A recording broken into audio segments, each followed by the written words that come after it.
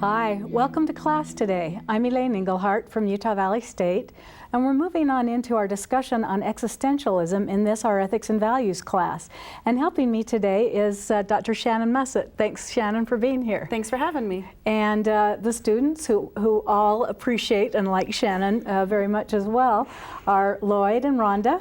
And over here we have Aaron and Luke, and thank you for joining us. So Shannon, you're in a big society that deals with existentialism and folks who enjoy studying phenomenology and existentialism.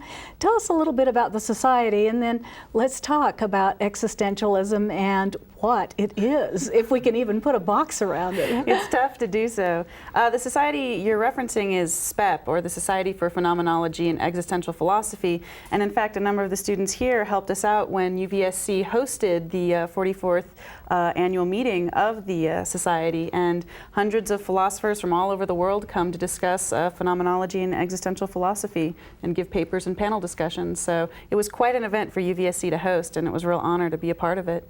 It was, you know, and every once in a while I'll hear analytic philosophers say, isn't existentialism a dead concept by now? Isn't phenomenology over? But you're at your 44th conference now. Right, right. It's still going pretty strong. Okay. And, you know, when we start moving over into existentialism, one of the ways that I'll start with my students is saying we're going to move from rule deontology to act deontology. So perhaps we can still keep some of the principles, but we're not going to have any defined set of rules. Right. How do you start out in giving your students a view of existentialism? Well, one of the things that I like to talk about is the idea that many previous ethical systems and philosophies deal with the universal, so the universal conception of what it means to be a human being. All human beings are rational. All human beings have an ego or a soul, and from there you deduce, well, what is it that we should all do? What are the rights and wrongs? Kant is a very good example. You mentioned deontology is a very good example of this. Insofar as we are rational, there are certain universal laws that we should all follow. And existentialism really challenges this idea of this sort of shared conception of what it means to be a human being, and says actually it's much more about the individual and the individual's experience. And although there are some shared experiences that we have, still the truth is not in the universal, it's more in subjective individual experience. Thank you. And it kind of means that I'm making choices all the time, and in those choices I'm defining myself. Absolutely. I'm defining who I'm going to be as an individual. And maybe I'd like you to think I'm someone different, right. But truly in my choices, that defines me. Absolutely. You're right to focus on the notion of choice and the notion of self-definition. And since there are no universals, even something like a human nature is rejected by most existentialists, then we're actually devising our own natures as we go. Through our actions, through our choices, we define what it means to be a human being insofar as we understand that. Okay, and Aaron, quite often then this is challenged as not really being a moral theory. That how can it be a moral theory if it's you, Aaron, determining what your morality is?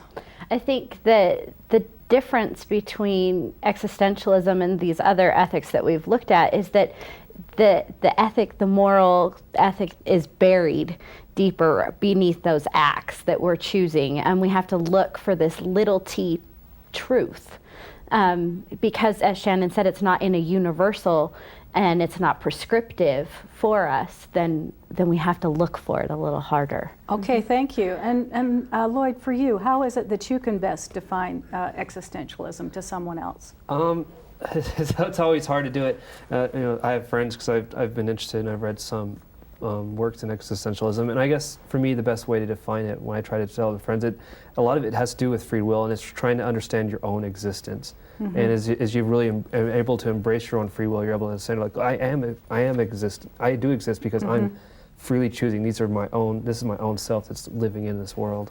Okay, thanks. And so you might say, well, Elaine, if I can make my own morality, I guess that means that I can go out and rob a bank. And I could say, well, certainly you have the free will to go out and rob a bank, but this society also gives penalties for it. So if you decide that you think that's a good thing to go out and rob a bank, then your free will will let you do that. I would also say you're stupid. But you make this new choice, and this new choice that's now going to define a Lloyd that we don't really know, and you'll pay the consequences for those choices. So just because it's a free choice doesn't mean that it will be accepted by our society. Right, that's right, because what you're alluding to here is absolutely, we have total freedom. It's a radical sense of freedom that existentialism adheres to, but we also, with that freedom, have absolute responsibility. So once we recognize that we can't blame anything or anybody other than ourselves for the choices that we make because we are radically free, we recognize, oh, wait a second, that means I'm completely responsible for those decisions. So if Lloyd goes and robs a bank, he can't say, oh, I had a poor upbringing, I was hungry, I needed the food, so my circumstances forced me to do this. No, he chose to do this, and therefore the responsibility lies on his free will and not on his circumstances, not on the people who convinced him to do it, nothing else. Okay, very good. In fact, I really like this. This was great, because in fact it almost makes a heavier weight on morality, because you have to take responsibility. You have to say, this was my choice and now I must be responsible for it. And some people have called this existentialistic angst even. Right. That sometimes it's so hard to make that choice, knowing that this choice does define you. And it could even, according to Jean-Paul Sartre, who we're not doing today, we're not doing in this class, Drat, but yeah, we're just going to do Kierkegaard and Nietzsche and not Sartre. Good enough. But Sartre would still like you. He harkens back just a little more to Kant than others, saying that when you do this, think about others, and could you allow that others could do this? So he's not going to universalize it, but he's certainly going to allow that you can think about it, and wants that part of your existentialistic angst in the choice. Yes, absolutely, and I like that you focus on the angst, or anxiety is another word, because Kierkegaard is fantastic when it comes to anxiety. He focused very much on this idea, but it's true, once we recognize and we have an insight into our freedom, we feel tremendous anxiety about this, because if you really understand that you're responsible for every single choice, and you can't blame your parents or your spouse or your children, it's all on your shoulders, that causes tremendous anxiety regarding the actions and the choices that you engage in. And so one of the things that we tend to do is we flee into what later becomes bad faith, or can be understood as just inauthenticity from Kierkegaard's perspective, but we hide. We develop strategies for hiding from our freedom, and we blame these other things even though deep down we know that these other things can't be blamed. And that's an inauthentic life to live, and certainly Kierkegaard focuses on that, as well as Sartre and other existentialist philosophers. And authentic is a huge word. It is a huge word, and it has connotations both religious and atheistic, depending upon who you're talking about. That's right, and in fact we do one religious existentialist, which is Kierkegaard, Right.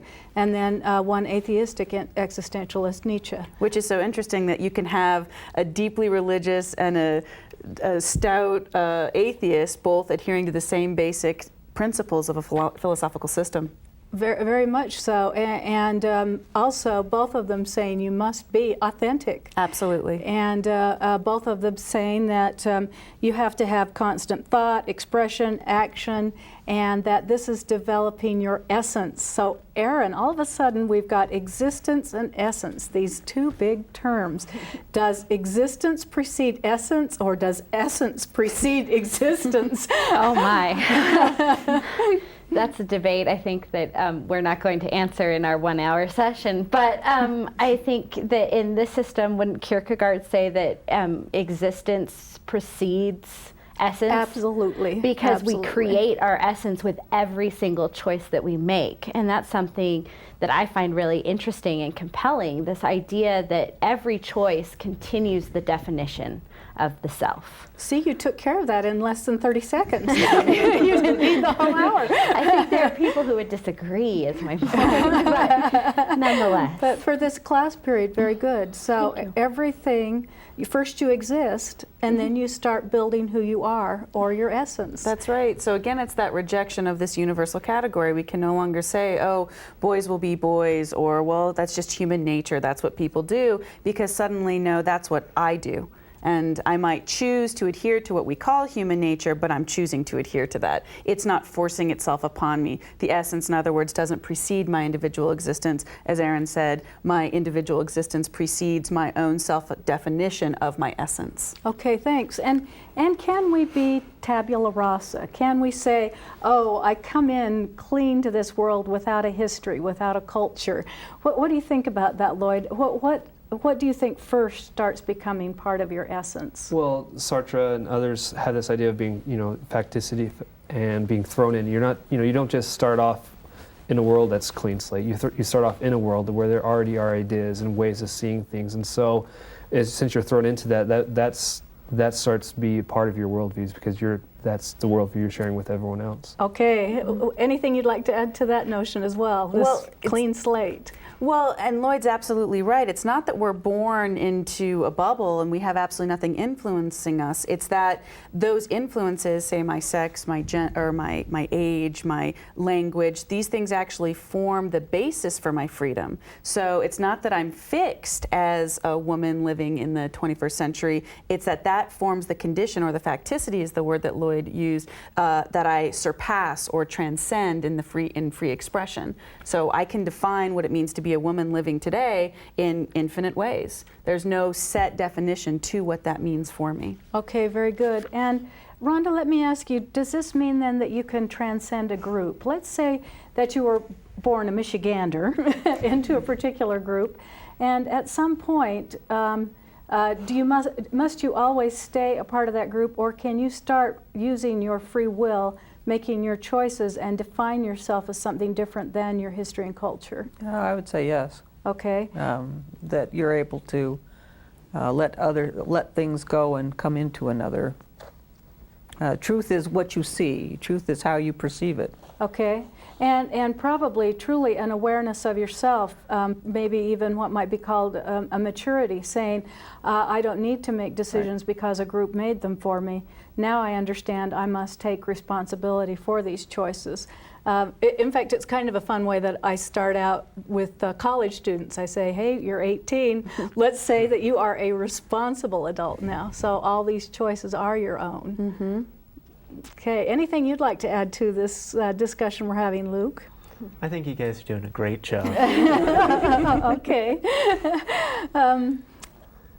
Are there any good analogies that you like to use? One of them that I've heard is when you're making an existential decision, and it's one that Kierkegaard refers to, is a ship's captain out in the middle of the ocean.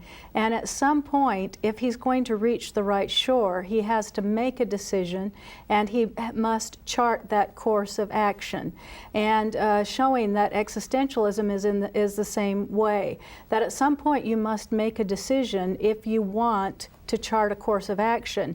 If he makes that decision too late, he'll end up in the next town or city, or maybe no city at all. Mm-hmm. And so that the same can be true for us, that if we choose not to decide anything at all, then we will end up somewhere. Mm-hmm. And what would you like to add to that? Well, a couple of things. First of all, you're right about that particular analogy, because the idea there is it focuses on the moment, right? The right moment for the choice. If you make it too soon or too late, then that moment is past. And another interesting idea that you brought up there is that I could refuse to even engage in the choice and just, well, I'm not gonna plot a course at all and just let the ship take me where it may. But that's still a choice.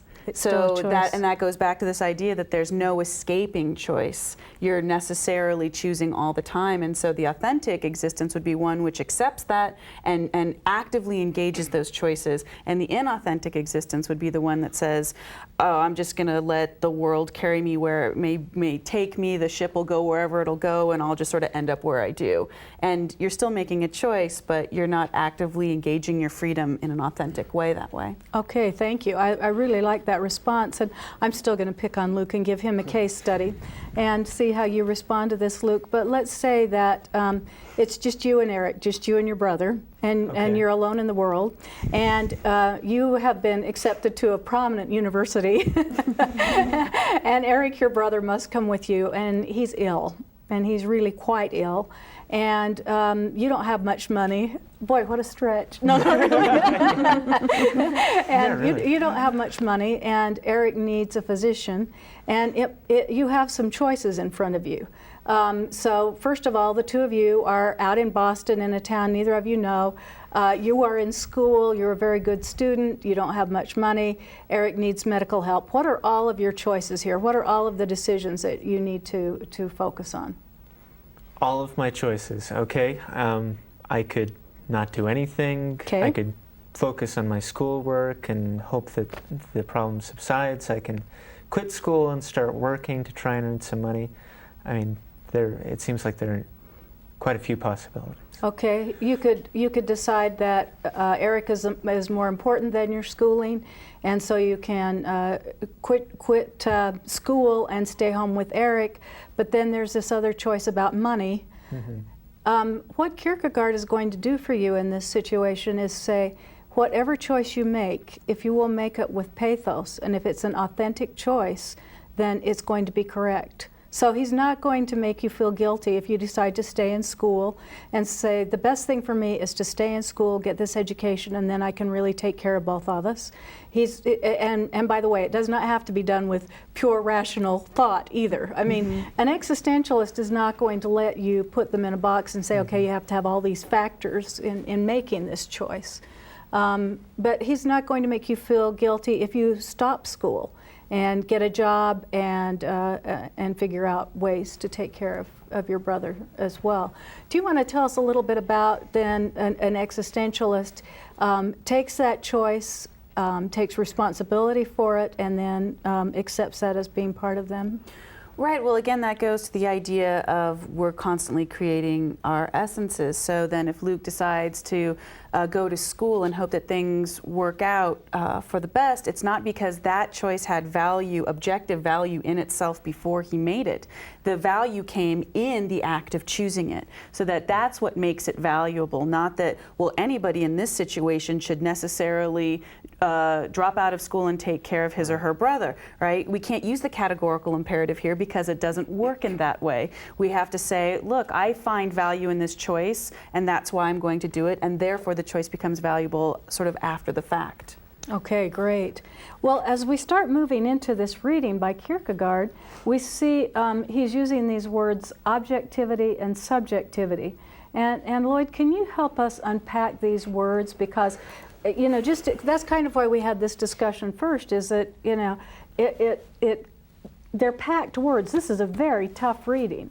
And so what does subjectivity mean and what does objectivity mean? I think when I try to explain it to others, I think the best way to first understand is if you think of a sentence, you usually have a subject and an object in a sentence. You know, like, and so like if I were to say like, I looked at the table or something like that, you'd have the subject, me, I.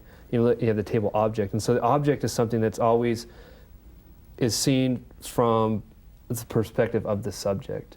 And so subjectivity would be your own, in a sense, your own perspective, while objectivity would be the perspective of how we all see the table. How you all see it, or how it's seen from the outside. Or or I'm going to define the truthfulness of table to you. And so subjectivity is always something that's personal. Okay. And you can't, other people can't understand what I'm subjectively seeing or feeling. Okay. And he just keeps using these words over and over and over again Right. in this reading. Right. Why is it so important to this overall philosophy of Kierkegaard? Well, I think Lloyd just said it beautifully, actually. That was a wonderful description. And the idea is that most philosophers up until this point would say, okay, well, let's focus on, if we use this table as the example, let's focus on what is it that we can all universally agree characterizes this table. What objective, scientific, rational knowledge can we get of this thing? And that has its value, but it has no value unless you use the word pathos, or another word is passion, unless I as a subject am carried away or I'm concerned about this or I'm swept up in this inquiry. And for Kierkegaard, that's so much more important. What is it that I am passionately engaged in this inquiry? Is it just so that we can know what tableness is? Well, who cares, he would say. Right, what does that give me unless I as a subject, as an individual, living, breathing, feeling person have a stake in this matter? And he's sort of surprised that it's taken so long for people to really ask the question, well, what about the I? in that sentence? What about me? What about how I feel about this particular thing? Because if I don't feel anything about it, I'm not going to engage in the inquiry to begin with. Okay, thank you. Erin? I just feel like Kierkegaard is just in a more nicer, in a nicer way, saying what Nietzsche said about everything being tedious up until this point. Right. Because he says that the conversation about tableness is boring. Exactly. You know, I don't want to know what what tableness is, and if it is tableness, does this somehow function with other tables? And that whole thing, that doesn't define anything for me. And it certainly doesn't help me define my essence. It certainly has nothing to do with the person that I want to become, unless, of course, I want to build tables. Right, and I might be taken up in that inquiry, but for Kierkegaard, regardless of what objective inquiry I care about, I want to know what it is that the subject is living through and what is ethically significant about that. And perfect. This is very good. And as we start unpacking Kierkegaard, he's going to give us some ways of prioritizing. And these are some levels. I mean, this is where he's going to give us some direction. He's going to say, well, there are ascetic ways of knowing things, there are ethical ways of knowing things, and then, for him, the highest level of all, the leap of faith. And this reading deals quite a bit with the leap of faith. But when we look at this very basic level, the ascetic level, Lloyd, how might you define the ascetic level of knowing things? The aesthetic level of knowing things. I would say the aesthetics deals with, I don't know how to describe aesthetics other than with the word. What's pleasing to you? There we go. Maybe. How you look at things, is that correct? Okay, and you know, I think another way of looking at it is tedious too, that you're allowing somebody else to make your choices. It's very surface, it's very shallow, very ascetic. And so he's going to say, Lloyd's got a choice to make, and instead of really making it yourself, you come to me. And you say, hey, Lane, what would you do? And I'd say, this is what you must do, Lloyd. And then then you haven't defined yourself at all. It's very shallow, it's very ascetic, you know. So you move through your ascetic choice in a very shallow way. Anything that you'd like to broaden with that definition? I think another aspect of the aesthetic level for Kierkegaard is the life of pure sensuousness. So it's not a very ethical life, I mean, which is another way of saying you're letting something outside of you dictate your choices, because it's the life of sensuousness as opposed to maybe the ethical life or the religious life. And so it's really being immersed in the more Carnal. Yeah. Very good. And he's going to say, certainly you can define yourself in that shallow way. Right, absolutely. Many people do. Many people do. And it also can be seen as not making a choice. An ascetic is, making the choice. Am I going to go to school and just not registering? Absolutely. Yeah. Or making a choice on the very lowest level. I just prefer to have the pleasurable experiences. Yeah. Erin? I was going to say, it calls for me this idea of appearance, being Good. preoccupied with, I make decisions because I want to appear to be the good wife, the good daughter. That's what Lloyd was trying to say. Yeah, yes. and Keep going. that to me means something, because then other people are making those decisions for me. Because what I'm basing what appears to be a good daughter on what my parents perceive as the right decision for me. Or, I mean, if I'm a Republican or a Democrat, if I make decisions just because that's what a Democrat should do, or that's what a Republican should do, or things like that. So you're preoccupied not just with the carnal or the sensuous, but also what appears to other people, their senses of your appearance. And Luke, tell me how we can call that inauthentic, because what Erin has said is just exactly right. I think you could call it inauthentic because the individual is basically, they're making the choice to give up on making choices, on self-actualizing. They're giving it over to some other group or some other category that they put themselves in, and allowing that to determine what they're going to do. Okay, thanks. So, Rhonda, you're gonna think that I'm cool if I dress this way or do this thing, or someone else is going to think that I'm acceptable if I vote for a certain political party, whether I feel that way or not. So, can you see why that would be a choice not made with passion or pathos? Oh, sure. That's, when you make choices for yourself based on your own truth, based on the evidence of the things that you want to do, it can dramatically differ from what I might want from you. Okay, very good. So, anything you want to add to this, Lloyd? No, that's all good. Okay, good. And then the next system he's going to talk about then is an ethical system, and that's before he goes on to the leap of faith. So an ethical system is going to be a higher system, a better way of making some choices. How would you tell about his ethical system, Shannon? I would say that for Kierkegaard, the quintessential ethical system would be the Kantian ethical system, where you have universal laws, universal rules that you make decisions according to. And so when we get to the leap of faith, maybe we can talk a little bit about how Abraham, the figure of Abraham, functions for Kierkegaard, because there you have somebody who, on the one hand, would be following an ethical rule, don't kill your son, Isaac. That would certainly be an ethical law, do not kill, do not murder, who then is commanded to make a leap of faith, which is even a higher level of reasoning. So I think Kant would definitely be who stands out in his mind as far as what an ethical system would be. I couldn't agree more, and I think that's what we often find with our continental philosophers, that they use Kant up to a point, but they really do utilize his deontology up to the point of rules, and then they say, now let's look at the actions. So what are the ethical actions? So what were your choices? For what will you take responsibility? But they don't get rid of the process of deontology that leads up to that. Okay, thank you. Anyone else want to tell us a little bit about the ethics that Kierkegaard asks for? Then these are going to be authentic choices. These will be choices that you can make with passion, with pathos, and they are your own decisions, your own choices. So, any thoughts about that? I think with Kierkegaard, what's interesting, and I think what's funny is a lot of times people will want to say that existentialism is nihilistic, that they don't believe in morals, that they just think, do whatever you want, everything's good, and they're evil people. And then also what I think is funny is, a lot of people equate existentialism with atheism. And with Kierkegaard, you've got both of those are being denied. Well, Kierkegaard, his whole view, he's a father of existentialism, and it arises out of his trying to understand belief in God and faith and whatnot. And it's also, he's very much advocating a certain kind of moral stance where you really choose to make moral decisions yourself, and if you're not choosing to make moral decisions, then you're just leaving yourself out. Perfect. That's a perfect definition then of where Kierkegaard would put the ethics. After aesthetics, then the ethics. Anything else to add to that?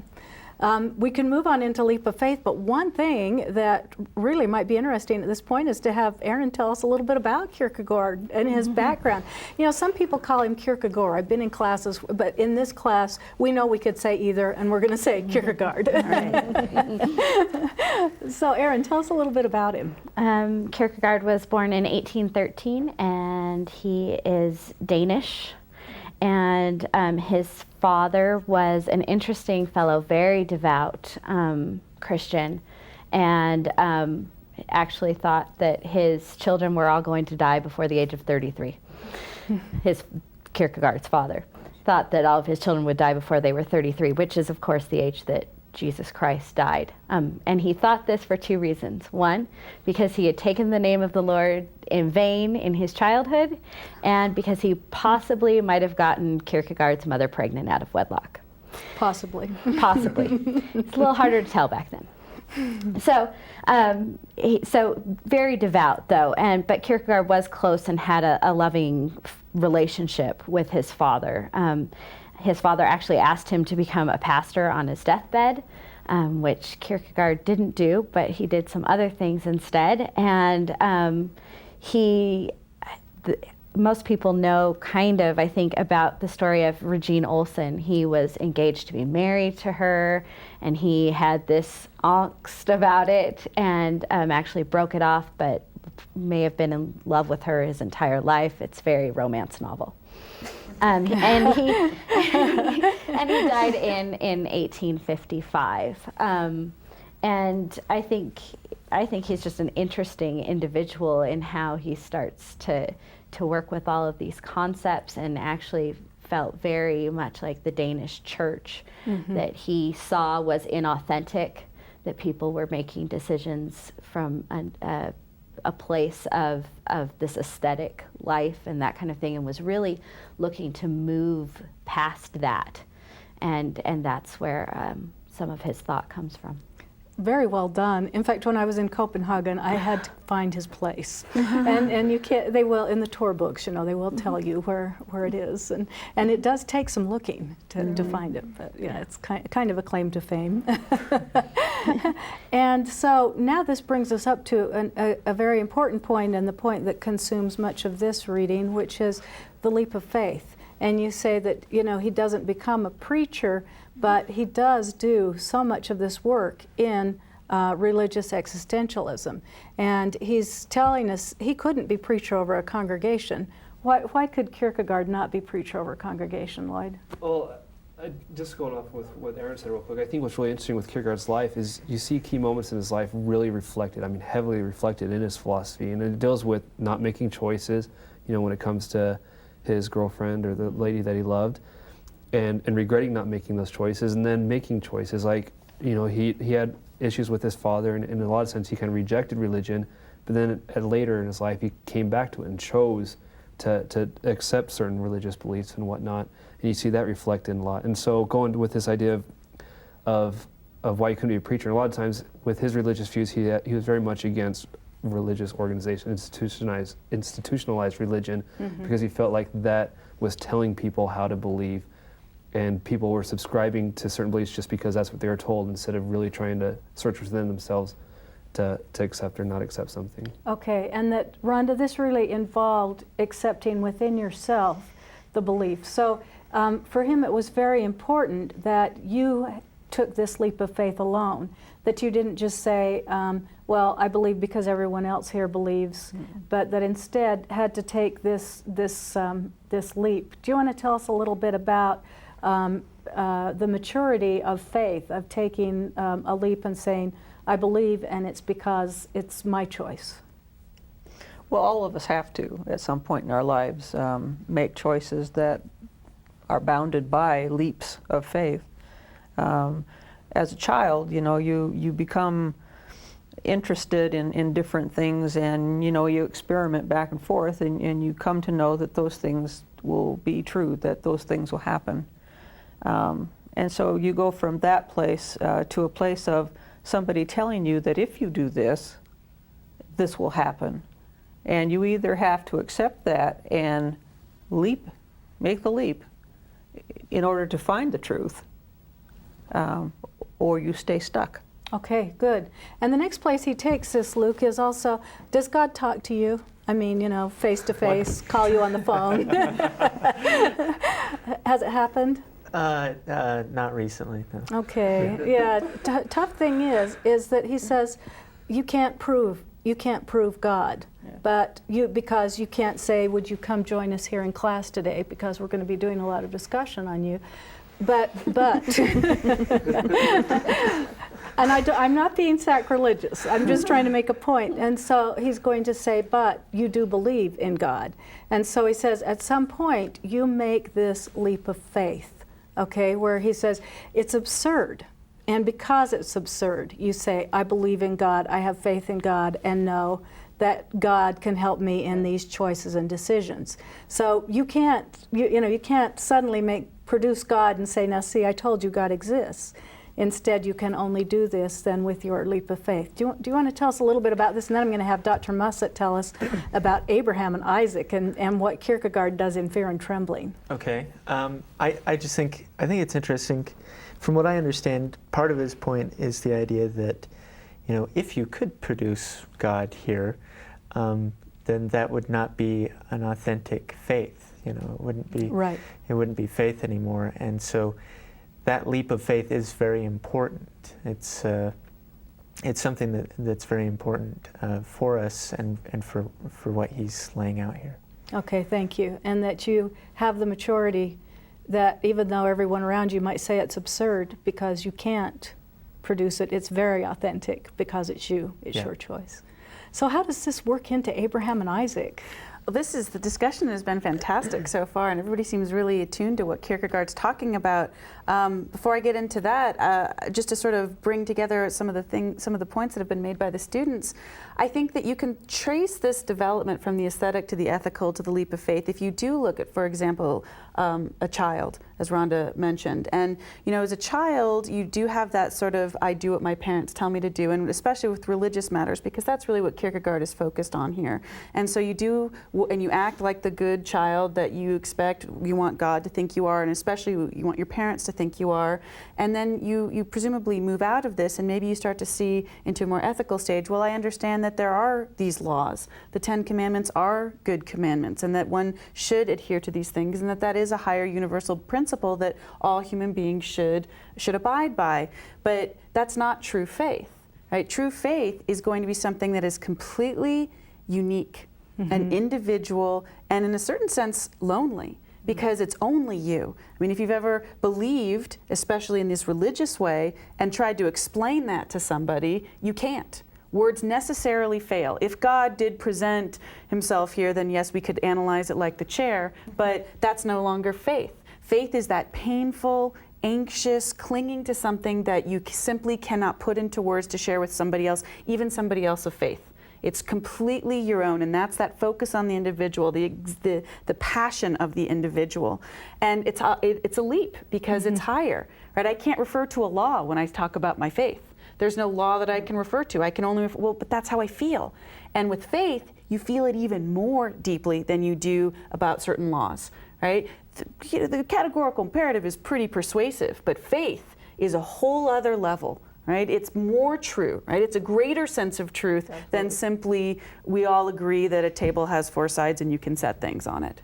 And so the example with Abraham and Isaac from the Old Testament. By the way, I want to say, you said that with true pathos. It's existentialism. I can't help myself. I get caught up in it. It's so passionate. Yes, it was. It was well done. And let me ask the students, any questions or comments you'd like to add to it? Yes, thank you. Be still my heart. And I agree, fully with it. Yeah, that's all I can say. It's like, yes. Kierkegaard gets you, doesn't he? Yeah. I'm telling you, Kierkegaard just, Anyhow, so with the example of Abraham and Isaac, here you've got Abraham, and faith is always a contradiction. It's accepting something contradictory for Kierkegaard, and it's crystallized in this story because the law, the ethical law says do not kill, and certainly do not harm your son, especially your son you've been waiting so long for to get, right? Your chosen wife. Don't do all of these things, And right? add to that, you don't do it, in a, I can't think of the word right now. You don't sacrifice him. Yes, you don't sacrifice your son, exactly. That is We have animals for taboo. that. I mean, how many different ethical laws are you breaking with that one, right? Right. You're obligated to care for this boy, and yet God speaks only to Abraham, and he tells him, right, this goes back to your question to Luke, and he says, sacrifice your son. And that requires a leap of faith, because to anybody else, Abraham looks like a murderer. Right? Even to us, he's going to look like a murderer. How are you going to kill your son? But he has the faith to go one step beyond the ethical, and that's why it's even higher than the ethical, right? So that even there are some, but it's a paradox to kill and to kill for a God who tells you not to kill, and to embrace that and to say, okay, I accept this paradox of faith, and I will disavow the ethical for something higher. And so that's what faith always requires, that we necessarily have to be prepared, if not actually engage in accepting a higher rule, a higher calling than some sort of universal law. Thank you. To me is perfect faith. It is perfect faith, and it's so difficult, right? And that's true authenticity for Kierkegaard, to actually get to that point where you can say, it doesn't make sense, reason balks at that kind of an idea to accept these contradictions, but I embrace it anyway. I go that extra step. And what's so fun about this book, Fear and Trembling, is it dissects this Abraham and Isaac model so thoroughly.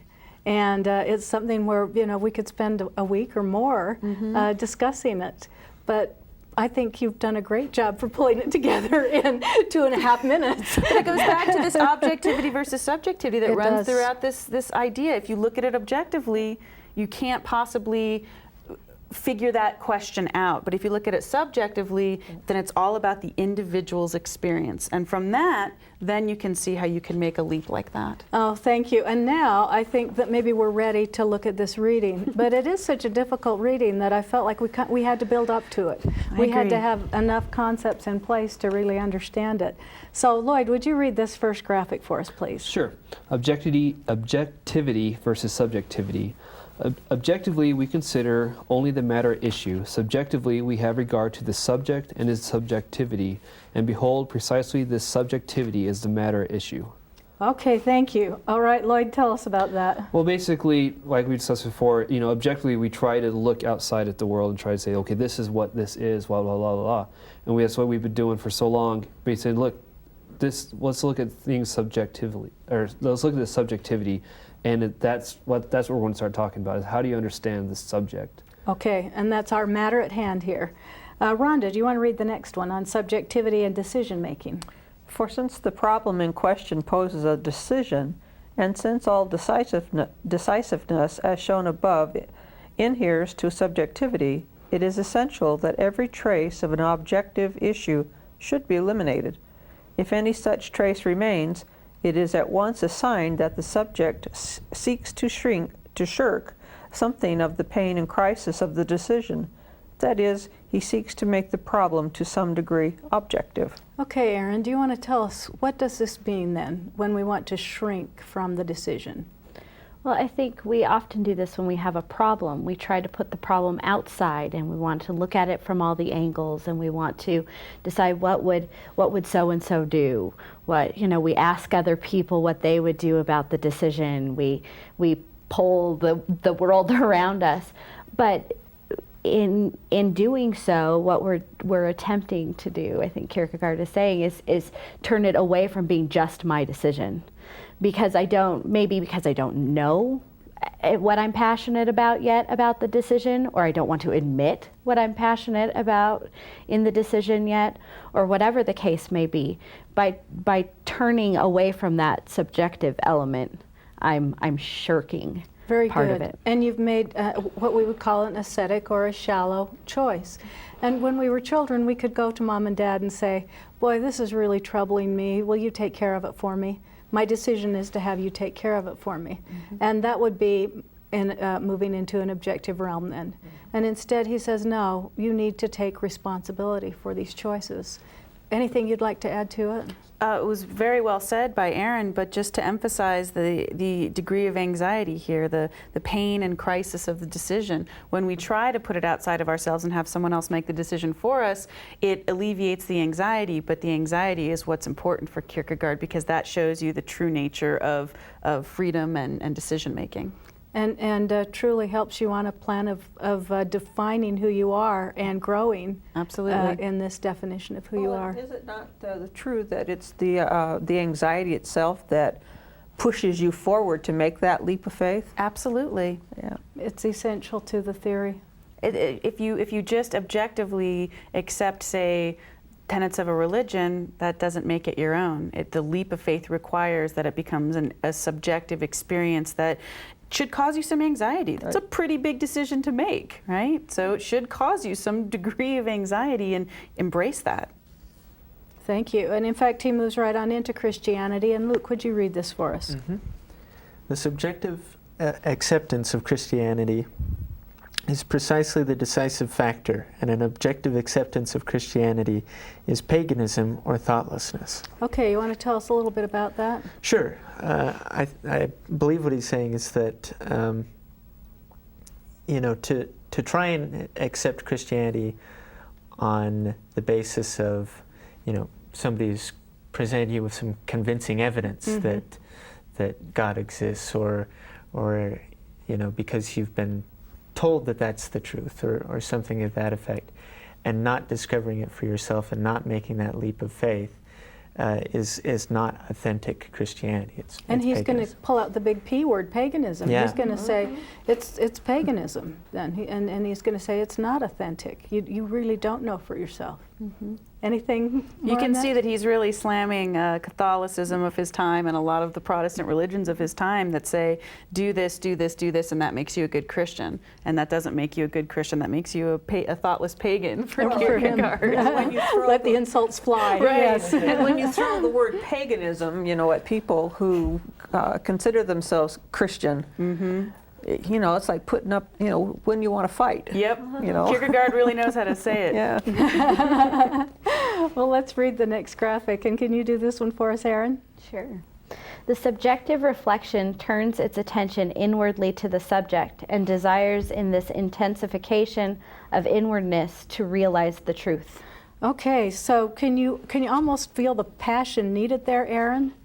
Yeah, he asks a lot of us. He does, yeah. That's my first, he does. He asks so much. You need to be giving yourself to every decision and to the desire that's going to lead you to this truth.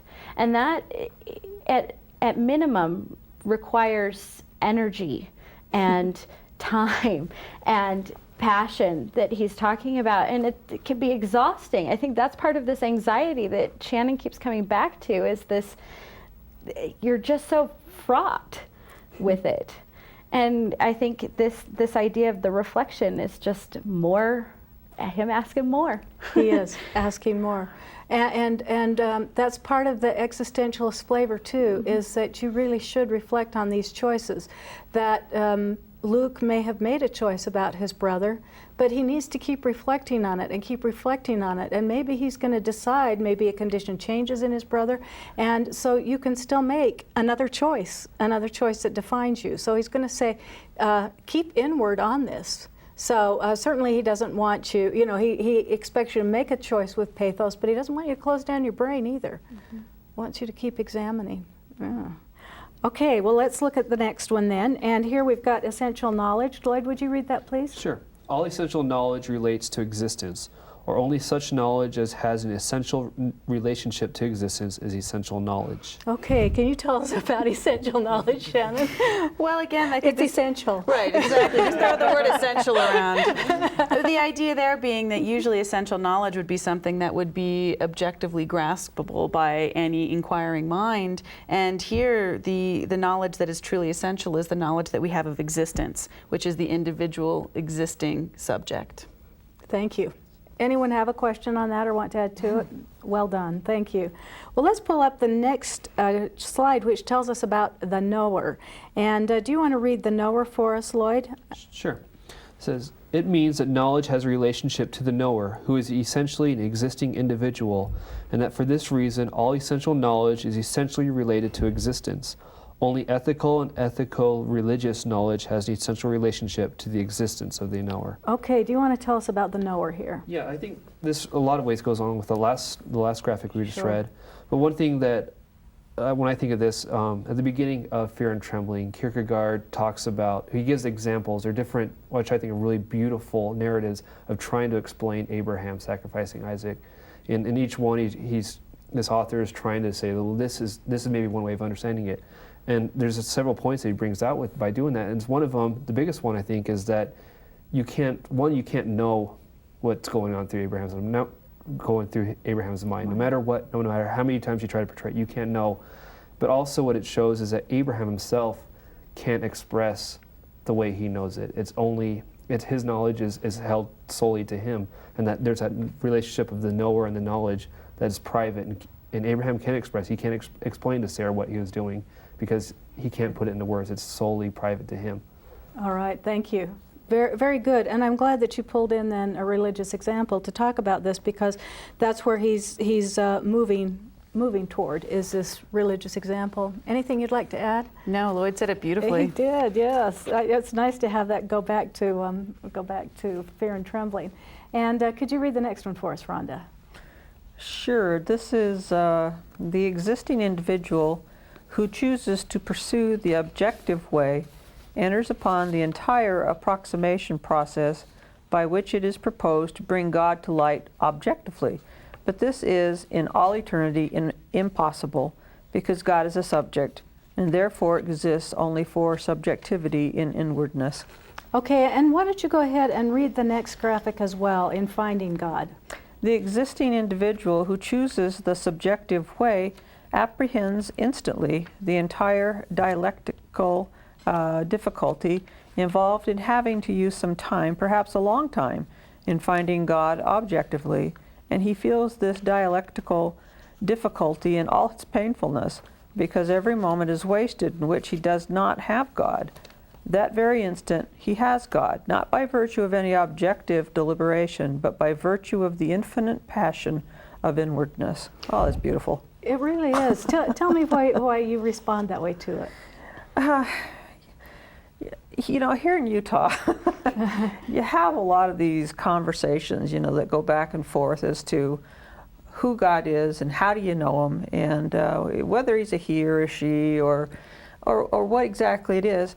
And you get to a point where you really can't share what you know inside. It's just that you know it. And until that other person or persons whom you're speaking of knows it like you do, has that same experience, it just doesn't happen. And, you know, it may take an eternity, as he says. How he puts this is just absolutely beautiful. Thank you. Thank you. I like that. Anyone else want to comment then on these couple of passages that Rhonda just read? I liked how Lloyd explained that the knowledge and the knower are private. And by explaining that, I think it sets us up for these next comments, in that if God is also a subject, then the knower and the knowledge are private, including the knower of and the knowledge of God. And God, in whatever form, is also the knower and has knowledge of you in whatever way, and that is private to God. And I think that might be what is so eloquent.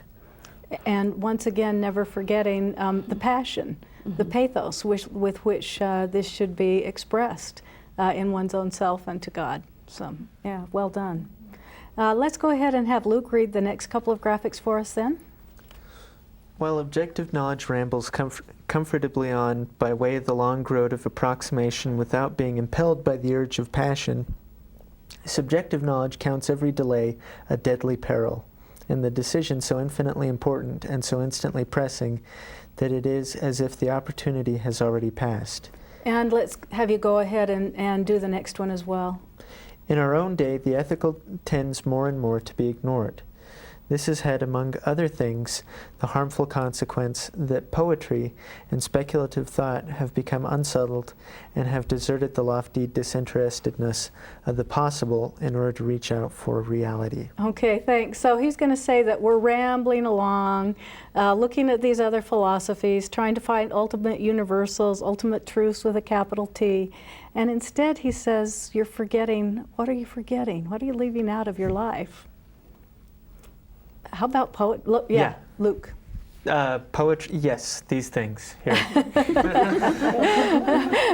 He's saying, wow, find those things that give you passion, find those things that help define you, that instead of rambling along, and I think that you have made a big decision. Many of us have made big decisions about our education and have sacrificed a lot. We've made that big decision, we've gone after it.